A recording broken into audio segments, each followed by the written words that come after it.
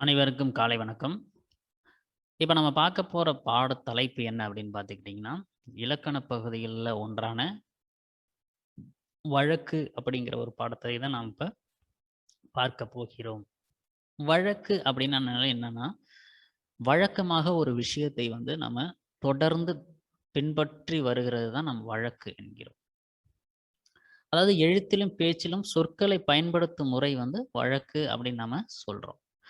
அதாவது பார்த்தீங்கன்னா, நம் முன்னோர்கள் எந்தெந்த சொற்களை என்னென்ன பொருளில் பயன்படுத்தினாங்களோ, நம் முன்னோர்கள் பார்த்துட்டீங்கன்னா, நம்ம தாத்தா, தாத்தாவுக்கு தாத்தா, இதுக்கு நம்மளுடைய முன்னாடி உள்ள முந்தைய சந்ததியினர் என்னென்ன சொற்களை எல்லாம் பயன்படுத்தினார்களோ, அது அப்படியே பயன்படுத்துவதற்கு பெயர் தான் வழக்கு எனப்படும். அப்படியே பொருள் மாறாமல், சொல்வளம் மாறாமல் அப்படியே பயன்படுத்துவதற்கு பெயர் தான் வழக்கு எனப்படும்.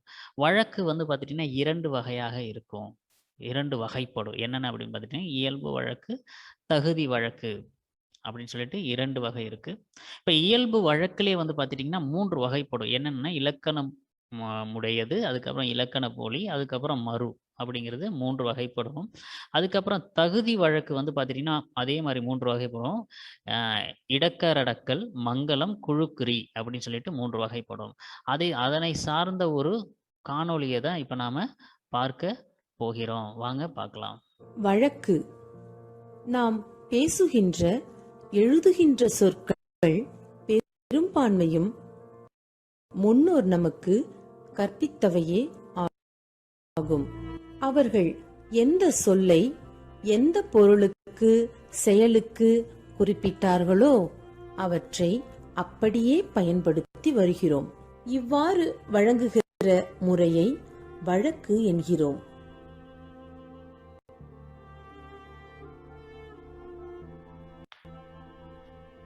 வழக்கு 2 வகைப்படும். அவை இயல்பு வழக்கு, தகுதி வழக்கு ஆகும்.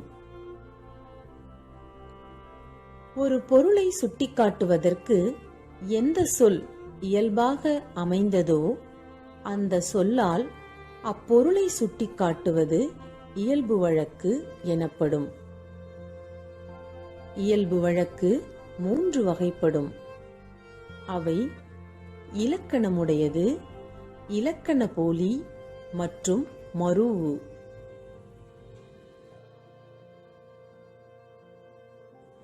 அவையில் சொல்லத்தகாத சொற்களுக்கு மாறாக வேறு சொற்களை பயன்படுத்துவது தகுதி வழக்கு எனப்படும்.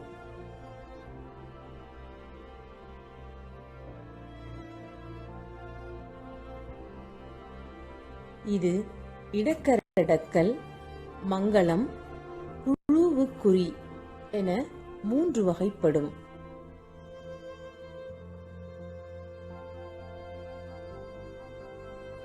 போலி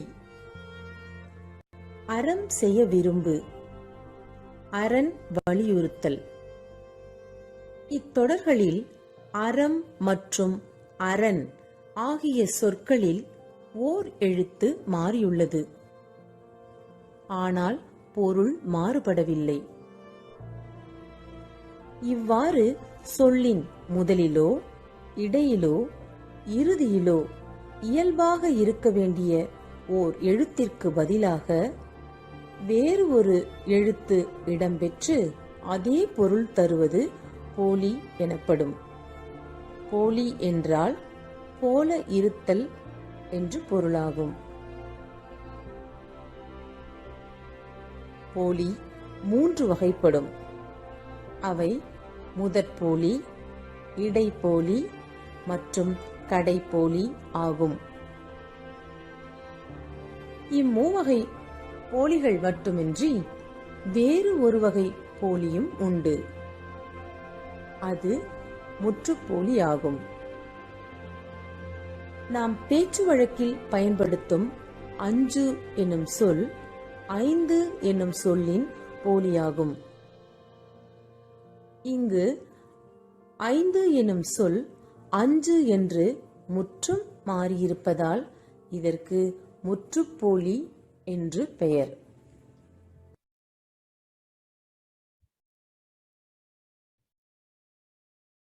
நாம் இப்போ பார்த்துருப்போம்னு நினைக்கிறேன். அதாவது இது எல்லாமே புரிஞ்சிருக்கும். இதனுடைய விளக்கத்தையும் இதனுடைய சான்றுகளையும் அதுக்கு தகுந்த விளக்கத்தையும் நாம் அடுத்த வகுப்பில் பார்க்கலாம். நன்றி, வணக்கம்.